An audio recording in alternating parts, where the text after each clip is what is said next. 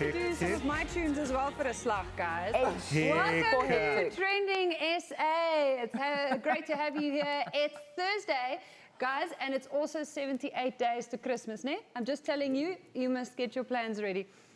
This is a beautiful evening, and you are looking beautiful in your Foot Locker shirt. Are you working? Are you a referee? What is this? Have you got your red card? He is the plug to the flyest sneakers in the world. That's who he is tonight. Can we actually please be warned before something like that happens again? It threw me off guard. Normally I'm waiting, to do it. Warning, please. That was a lot. Has this week been a bit long for you as well, Luke, or are you okay? I'm good. I'm good on either side. Music is music, so I'm good. I'm all right. But why are you counting down till Christmas? Well, we're not counting lockdown days anymore, so now we can start counting towards the end of this abomination of a Hopefully year. we'll have a Christmas, to be honest, because things are looking shaky. All right, that was hectic. Right, so Sylvester Chauke is a god in the ad space.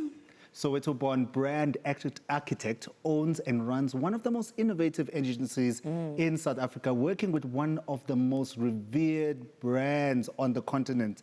This marketing guru has many accolades. I'm talking about many, for game-changing work. A leader in charge and in change, Chauke has cemented his position in the ad space, and tonight we catch up with the one and only Sylvester Chauke. Am I allowed to say Mr. Sly? Mr. Sly. Yes. I just did something so professional, and then there's you, Sly. I mean, he's Mr. Sly. It's half and half, right? Yes, a bit of both worlds. Definitely. All right, okay. Suit and sneakers. So your company DNA, Yes. we all saw what happened. The Adweek thing. Yes. They said it's the 100 in the fastest growing feature to honor the top 100 agencies and top solution providers. Yes. This ranking just doesn't go to anyone. How do you process this? It was incredibly amazing, as you can imagine, to be 100 of the fastest growing agencies in the world and top 10 international. So it's two honors. It's actually two honors, yes. 100. Show it. And we're number 39 on the list. And then, of course, moved on to also top 10 international. So it's humbling, as you can imagine. But I think what's probably more exciting is the fact that this is really good for the growth of our people, because we acknowledge the fact that we are in a pandemic right now, and in the last 6 months has been the most changing or life-changing for many organizations and businesses. So to be growing at this time and to be top 100 in the world is pretty incredible. So we are very thrilled, by that and to have the opportunity to celebrate that. Mr. Sly, you've become a sought-after business speaker. So can you take us through some of the themes that you discuss and you share when you're motivating, speaking, and inspiring those younger and probably even older than you when they're listening?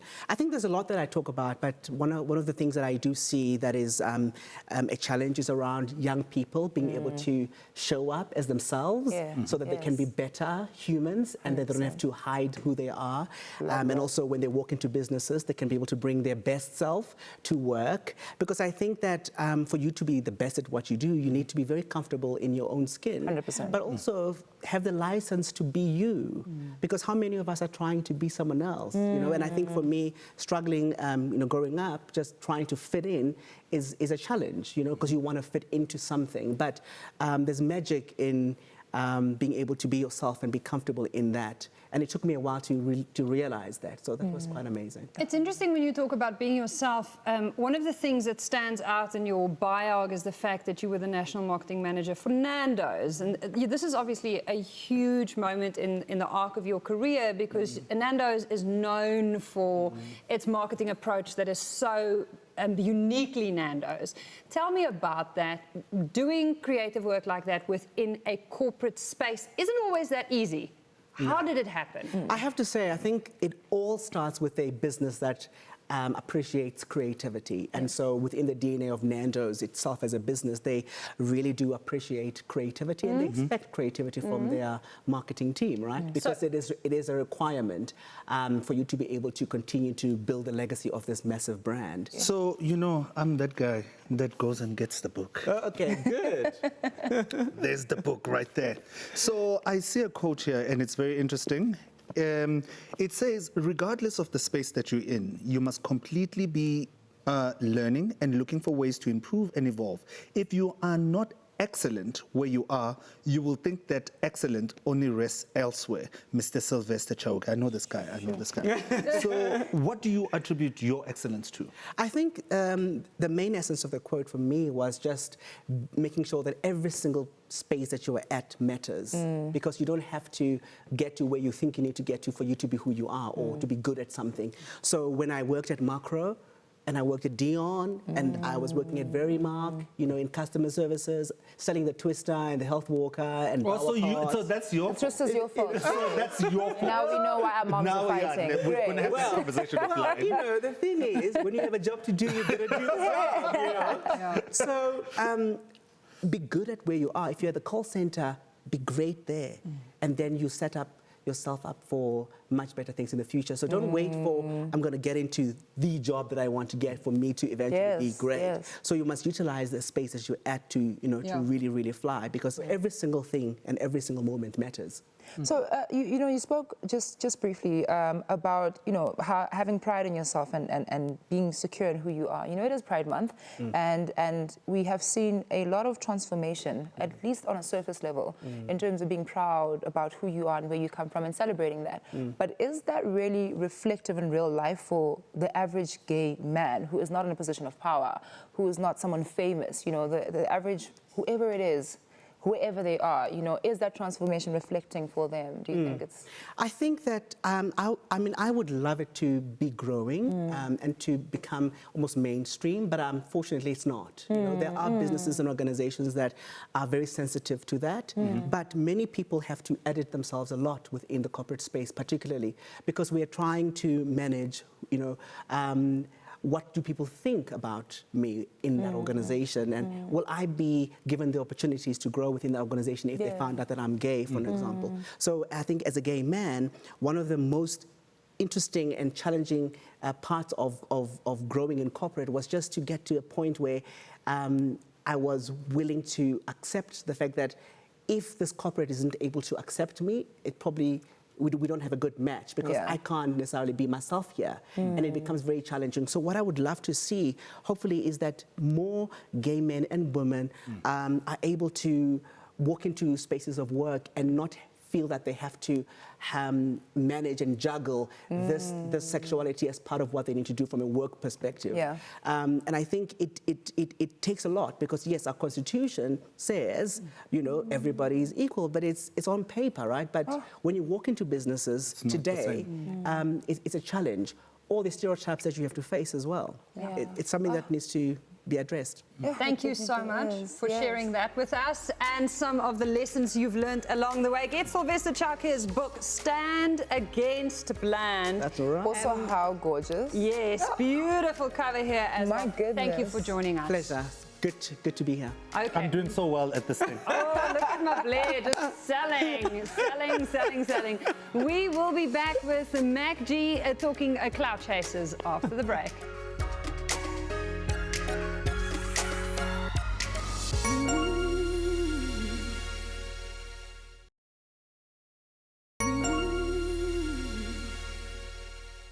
Welcome back. You're still tuned in to Trending SA right here on our home and yours, SABC3. So it's no secret that people on social media do a lot of things for clout. Last week, Slick Talk, a YouTuber, posted a video talking about Nasty C's girlfriend, Sammy, calling her a gold digger and all sorts of horrible names. His case is not new or unique in the social media streets. A lot of people are out here doing things for clout. And joining us to talk about the lens that clout chasers go to is childhood star, radio DJ, music producer, and podcaster Mac G. Welcome to Training SA. Thank you. How are you? Thanks for having me, man. Yeah? I was expecting like Bobby Malloy and them. Where are those guys? Hectic. So you're coming through with that energy. No, I'm asking. Wow. Oh, they're not trending anymore. Wow. Welcome to the new, highly refreshed. Welcome to 2020. Okay, so Mac G, Clout Chasers. Let's just move this right along. Okay, good. How do you spot one? What's the dead giveaway when someone's not just doing something, they're doing it for clout? For me, it's like usually someone who says something like for shock value. So like, for example, let's say I want to say something to Loot Love. Yeah. When I could have just called her up and tell her, listen, I don't like what you did, 1, 2, 3, then put her on the timeline. For me, that's like clout chaser. Because Right. why do you have to do that? There's Yeah. no reason to, you know? What's the dead giveaway when someone's chasing clout, Mable?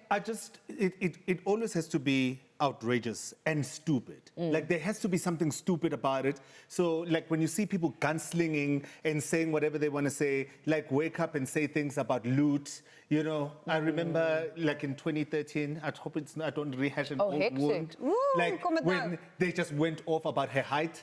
And Oh yeah, when everybody I was a giraffe and the ostrich and everything else. like, you know what I'm saying? Yeah, Yes, like yeah. then wake up and go for it. But don't you feel like many clout chasers go head straight for anger and panic? 100%, but also they feed off of your response, right? And you know that's the thing that kills everybody. If you don't respond, then everything does. But most of the time, because they're targeting your emotions and maybe an insecurity, then you'll definitely give them that room. So that's why they do it. They come for you in that way, which is why I feel like a lot of people who are chasing clouds will come at the big famous people.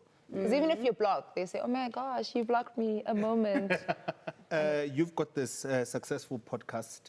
Congratulations on Thank you, that. thank you. You just keep on rising. They think you're gone and you keep on rising. Have you ever felt, Uguti, maybe you utatama tidbits from your podcast and use them to actually clickbait into your podcast? Have you ever been tempted to that? No, not at all. Because if you watch my podcast, you'll notice that everything is organic, it's authentic, you know. So nothing is ever actually planned. We just switch on the camera, switch on the mics, and start talking. So Feed them some. yeah, you know, just to get them soft. But is it not also a really risky shortcut to take? Because then if people start seeing you for the clout chaser you are, they might not fall for it next time. They might not come through and find that this is actually an empty promise. It's easy to put a snippet of something that will get the clicks, but then when people watch the show and there's no context, there's no substance, then they're not going to come back. You know what I mean? So that will always come up to the fore if you're doing things for clout. Like, you'll always get found out in the end. I have an honest question though. So Chrissy Teigen, I don't know if you saw her posts about her miscarriage. She posted photos of her in the hospital.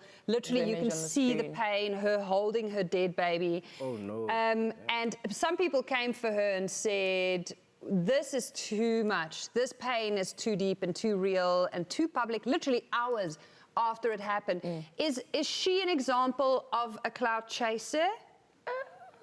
I think it'd be insensitive saying that, because I think she's just, she's probably going through something, very traumatic. And that's probably her way of dealing with it at that time. Yes. And, you know, maybe because she knows she's got a huge following, she could spread awareness, because she's probably not the only woman who goes through that. 100%. You know? 100%. And there's also Lasizwe, who shared pictures after his dad's funeral.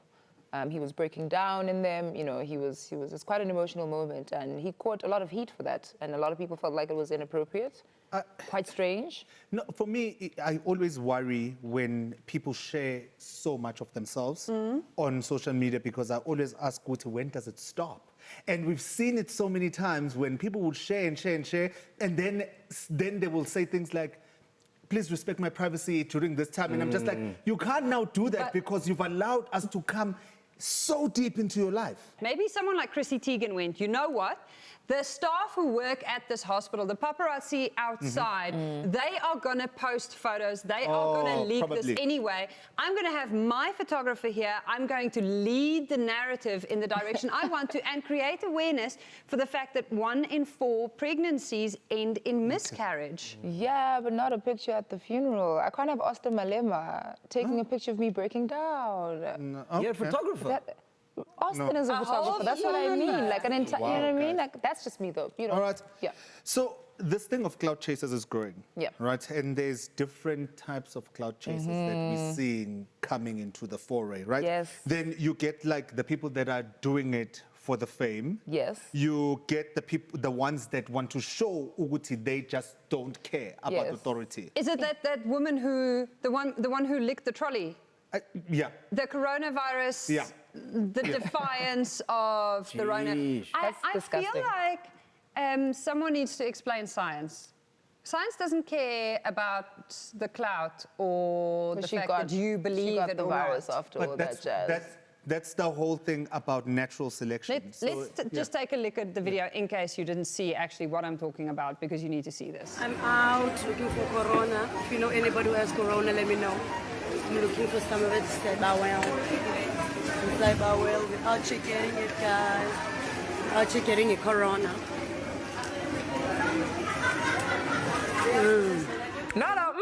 No, like the thing is, that is not even about the coronavirus. It's not. That is just disgusting. And also- licking the trolley. You can't be okay. What do you guys say about celebrities Who bait us? Who bait us Like to hip-hop. stay? Oh, The rappers You're gonna in take it there. particular. you're gonna take, are you really gonna open that can of Don't worms? you open up the window? Like, well, are you really, Lutz? Are you really? I mean, Kanye does it to us every single time. You know what I mean? He puts something out, he says something crazy, Yeah. the next thing he's dropping an album. And I think at this point, you know, we've gotten used to it. And is the responsibility then not on us? Like, I look at things like that happening and go, stop falling for it. Waking up. But People are sometimes, bold. you know, you kind of, you miss it. You know, you think it's it, but it's not it. Now it's an actual meltdown. But I think at the core of it, like whether it's Kanye West, Lasizwe, Chrissy Teigen, whoever it is, fame is a drug, you know? And once it bites you, like, you always need to feed the monster. But I think whether it's clout chasing or whatever the case people may be doing, at the core of everything, people just want to be loved. Yeah. That's all. We stumbled upon a video that talks about something else, you know, something many of us are maybe guilty of doing without knowing. So I want you to check this out. It's a shocking new social media trend that's sweeping the internet. It's called clout lighting, and you may have watched these videos yourself and not even known it. They consist of someone performing an extreme prank on their significant other and then recording their reactions and posting them online. But psychologists are now saying these so-called pranks are anything but. Health experts are urging people to not take part in this latest trend. To give you some more background, this prank doesn't always seem so dangerous. In fact, some highly viewed videos include parents telling their kids they ate all their candy when they actually didn't, and then go on to film their reactions and post them online. I can't. Why are you even a parent? Right, Elma? I often shame my cats, but they won't grow up to be adults with jobs and responsibilities and their own complex insecurities. I always have you see, for me, I'm going to offend so many of my friends who are parents. I'm sorry. I always feel bad when they open accounts for children and you put out all of that information. Yeah. I think that for you to be on Instagram, you have to actually make that decision yourself. Yeah. You know what I'm saying? Yeah. So, Very fair point. Are you guys parents here? You're all parents I'm a here? parent. They have an account, but I don't use it. you see. Yeah, and I'm not actually going to use it. But on that note, because I'm Parent of the Year, we'll be back after this.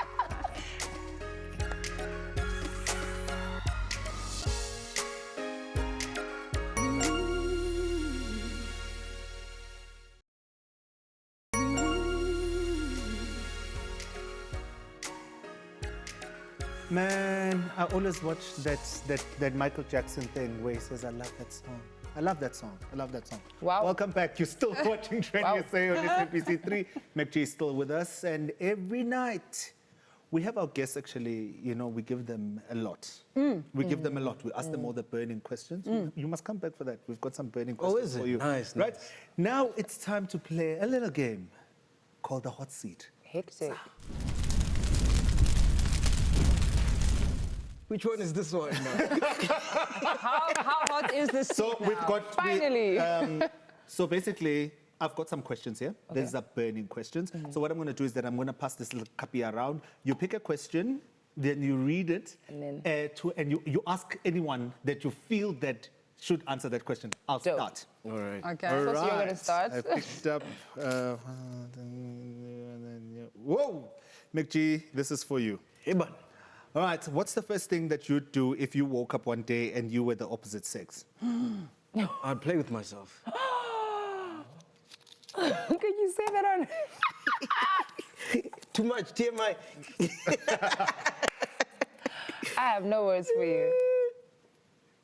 Oh, it's a good one. My bleh. Oh my Look God. at you two going at each my other. bleh. What sexual activity do you consider totally off limits?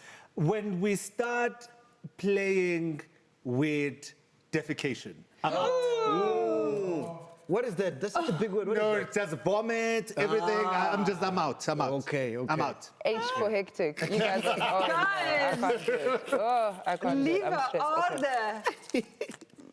Mable, you know your mom watches this show. Mac G, this was G. What's the most embarrassing thing your parents have caught you doing? Oh, my mom once walked in while I was yanking one out. Oh my God. I was releasing the poison. Okay. And on that note, Oh no. Loot. Of the people in this room here, ne? Oh no. Who would you feel most comfortable with stalkers? You, girl. I mean, Give me the bucket. definitely Give me you. the Oh, we still bucket. Let's go again. Let's Let's go Okay, again. cool. All right. I like this game. This is good. All right. I'm going to steal this one, Dr. Crush. Elma, this is for you. Okay. What's the craziest thing you've ever done to attract a crush? The craziest thing. Cloud chaser. Shoo, I'm gonna have to think about that. Was it DMing Donald Trump? Or And then she didn't get a response. That's why she blocked it. You mustn't start rumors like this. Go Next. again. All right, cool. Please, man. Ooh, loot. Oh no. Yeah, I feel like I know what you're going to say this Okay, cool. Let's go. one. No reasons needed here. Oh no, stop it! If you could erase one past experience, what would it be? And Loot. You know what? No, I can't. I would never erase that because that gave you my beautiful girl. Never. Oh, okay. But I would definitely erase all the non-popping rappers I dated before that. Oh. Yes, I could definitely. All right, Luke, yes, one more. Yes, yes.